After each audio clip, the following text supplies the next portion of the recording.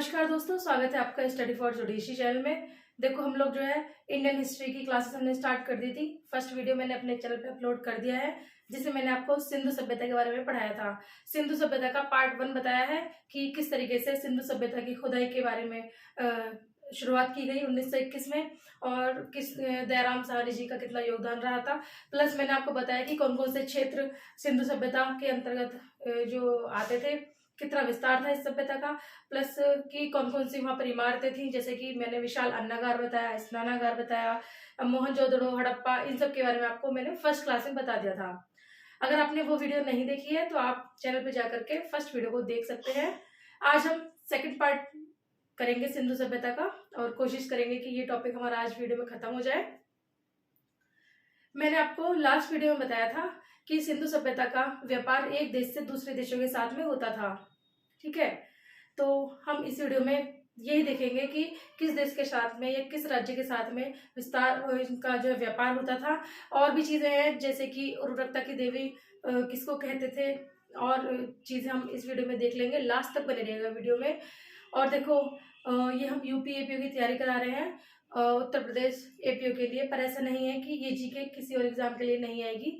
जैसे कि उत्तर प्रदेश सिविल जज और मध्य प्रदेश सिविल जज, जिसमें भी जीके के क्वेश्चंस आते हैं, उसके लिए भी ये जो वीडियो है उतनी ही इम्पोर्टेंट रहेगी। ठीक है, तो अगर आपके कोई साथी है, कोई दोस्त है जो आपके साथ तैयारी कर रहा है और जीके में उसको समस्या आती है, तो आप मेरे इस चैनल का लिंक अपने दोस्त के साथ शेयर कर सकते हैं, ताकि आप उनको ये बता सकें कि जो है जो जीके के लिए हमारे चैनल पर क्लासेस स्टार्ट हो चुकी है। चलिए स्टार्ट करते हैं हम आज की वीडियो। फ्रेंड्स, एक रिक्वेस्ट हो रही है कि अगर आप चैनल को पहली बार देख रहे हैं तो चैनल सब्सक्राइब जरूर कर लेना। चलिए स्टार्ट करते हैं। सिंधु सभ्यता, देखो जो तांबा है, तांबे का व्यापार होता था, ये चीजें आयात की जाती थी। ठीक है, ये चीजें आयात की जाती थी। तांबा, ये खेतड़ी जो है ये राजस्थान में है, यहाँ से मंगाया जाता था। बलूचिस्तान, क्योंकि मैंने आपको लास्ट वीडियो में बताया था कि सिंधु सभ्यता कहाँ से कहाँ तक विस्तार था, तो बलूचिस्तान के सुद कॉरिडोर से लेकर के और पूरब में जो है उत्तर प्रदेश के आलमगीरपुर तक इसका विस्तार था। तो बलूचिस्तान से आयात होता था, प्लस ओमान से ये तांबा जो है इसका आयात किया जाता था। चांदी, देखो चांदी का आयात किया जाता था, ये अफगानिस्तान से और ईरान से। सोना, ये कर्नाटक से लिया जाता था, और अफगानिस्तान और ईरान से। देखो अफगानिस्तान और ईरान, ये जो लिखा हुआ है ना अफगानिस्तान, ईरान, कर्नाटका, ये प्रेजेंट टाइम के देश हैं, ये प्रेजेंट टाइम की सिचुएशन है। उस टाइम पे इनका नाम अफगानिस्तान ईरान नहीं रहा होगा। और टीन हम मंगाते थे आज के टाइम में अफगानिस्तान और ईरान से। और शीशा, ये ईरान से आयात किया जाता था। इसका मतलब ये है कि विदेशी देशों के साथ में हमारा उस टाइम पर 2400-2500 वर्ष ईसा पूर्व व्यापार होता था। अब देखो, एक बात और बता दूं आपको कि सिंधु सभ्यता के बारे में अभी भी इस चीज के लिए मतभेद है कि ये सभ्यता 2500 वर्ष पुरानी है या 2400 वर्ष पुरानी है।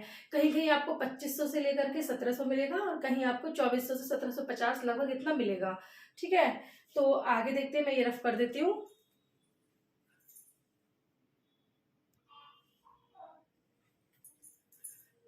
हाँ, तो देखिए, मैंने आपको पहले बताया था कि गेहूं और जौ का ये लोग उपयोग करते थे अनाज में। इसके अलावा जो धान है उसके भी अवशेष हमें मिले हैं। जो चावल होता है ना, चावल के हमें अवशेष मिले हैं। तो देखो, चावल के अवशेष हम लोगों को मिले हैं रंगपुर से और लोथल से, ये भी आप याद रखना। ठीक है, चावल के दाने के मैं लिख देती हूँ।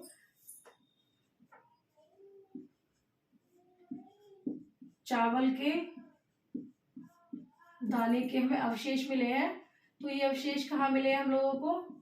रंगपुर से मिले हैं और लोथल से मिले हैं। और सबसे पहले अगर हम साक्ष्य देखें धान का, तो हमें लोथल से मिला है। लोथल कहाँ है? गुजरात में, मैंने बताया था।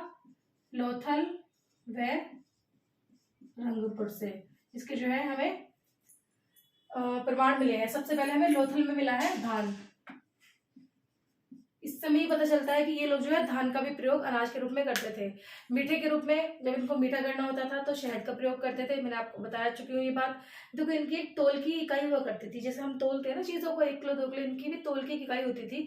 तो ये अपनी चीजों को, इनकी तोल की जो माप थी, इनकी माप थी 16 के अनुपात में। ये भी आप याद रखना, 16 के अनुपात में जो है ये अपनी चीजों को तोलते थे, ये इनकी माप की इकाई थी। सॉरी, ये मापने के लिए प्रयोग करते थे इसका, ठीक है, ये इनकी माप की इकाई थी।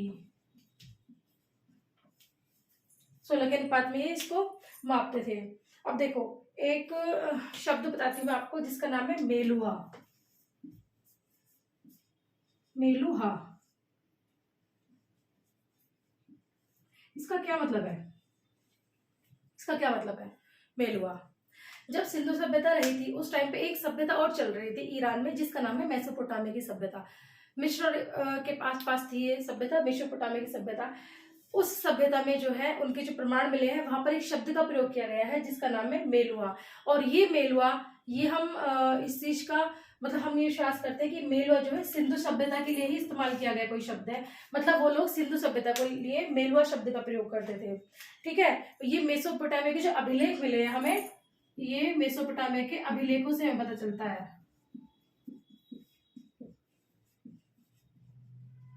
मेसोपोटामिया के अभिलेखों से पता चलता है कि मेलुहा शब्द जो है वो संभवतः सिंधु सभ्यता के बारे में ही होगा। मतलब ये सिंधु सभ्यता हम जानते हैं इसको, ये वो लोग मेलुहा शब्द का प्रयोग करते थे, ठीक है। बाकी देखो यहाँ पर जो है मातृभूमि की पूजा की जाती थी, धरती माँ की पूजा की जाती थी। मतलब यहाँ पर जो है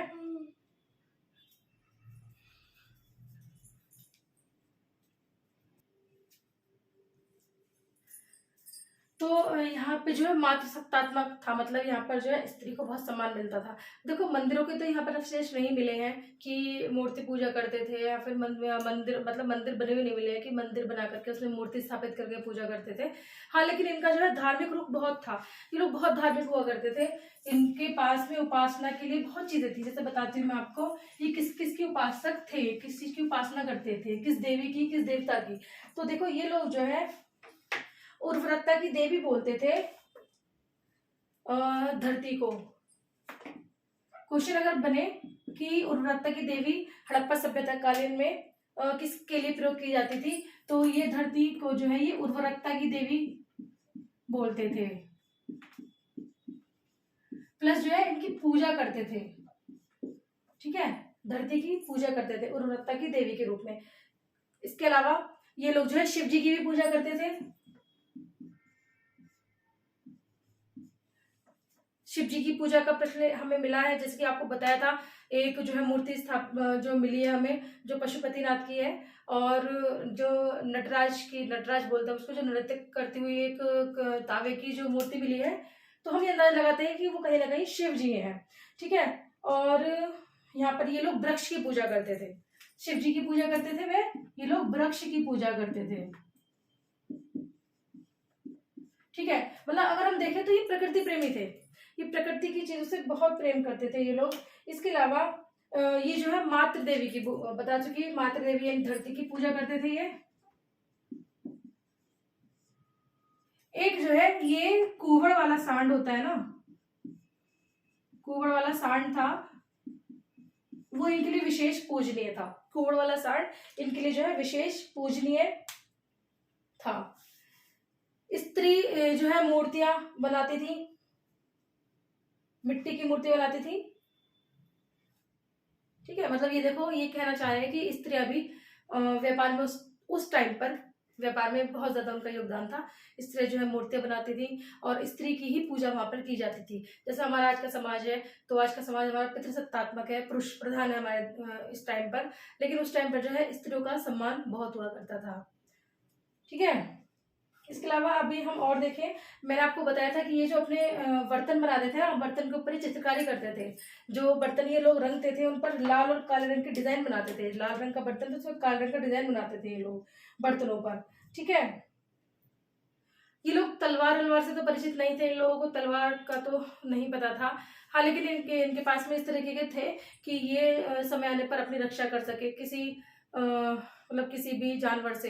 इनके पास में इस तरीके के तो औजार थे, लेकिन तलवार के बारे में ये नहीं जानते थे, ठीक है।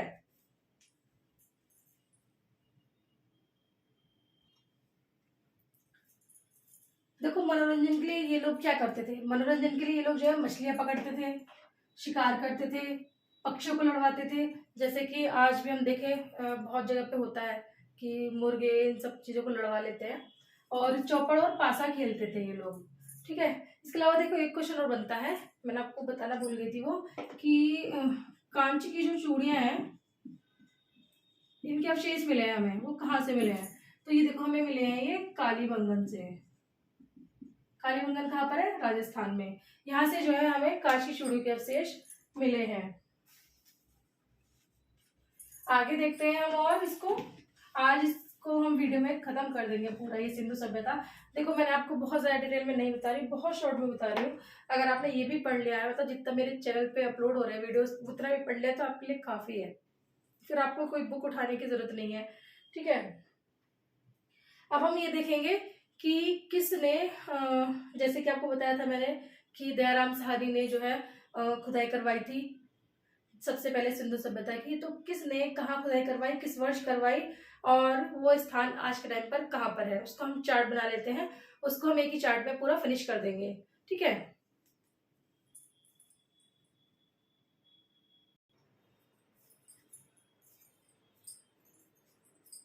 देखिए सबसे पहले हड़प्पा बताया था। हड़प्पा जो है 1921 में इसकी खुदाई की गई थी, और ये दयाराम सहानी जी के द्वारा की गई थी। हड़प्पा इस टाइम पे कहाँ पर है, इसकी लोकेशन अगर हम देखें तो इस टाइम पे हड़प्पा जो है ये पाकिस्तान में है।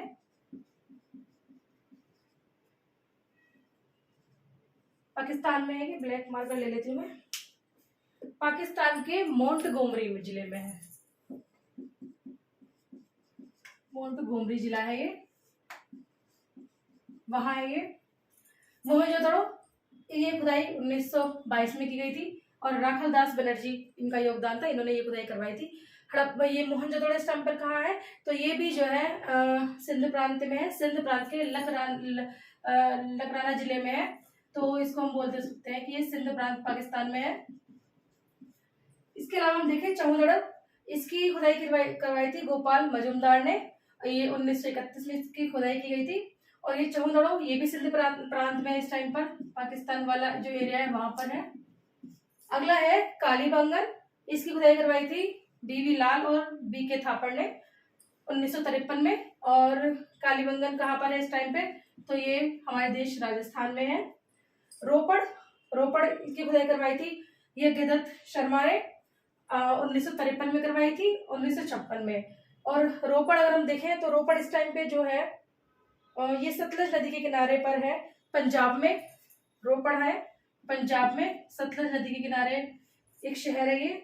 लोथल ये रंगनाथ राव ने खुदाई करवाई थी 1955 में और 1962 में।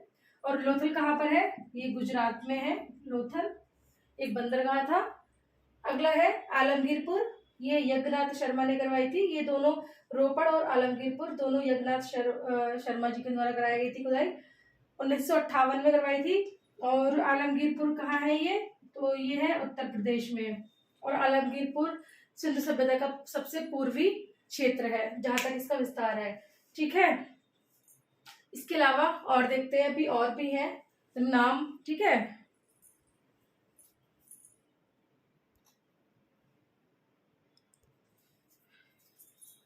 अगला है ये सुतकांगेडोर, इसकी खुदाई करवाई थी ऑरेंज स्टाइल ने 1927 में करवाई थी और 1962 में। देखो ऑरेंज स्टाइल, इनके अलावा एक नाम और है जॉर्ज डेल्स, इन्होंने भी खुदाई करवाई थी, इनका भी योगदान था जॉर्ज डेल्स। सुतकांगेडोर ये कहाँ पर है, सिंध प्रांत में है, ये भी मकराना नदी के तट पर।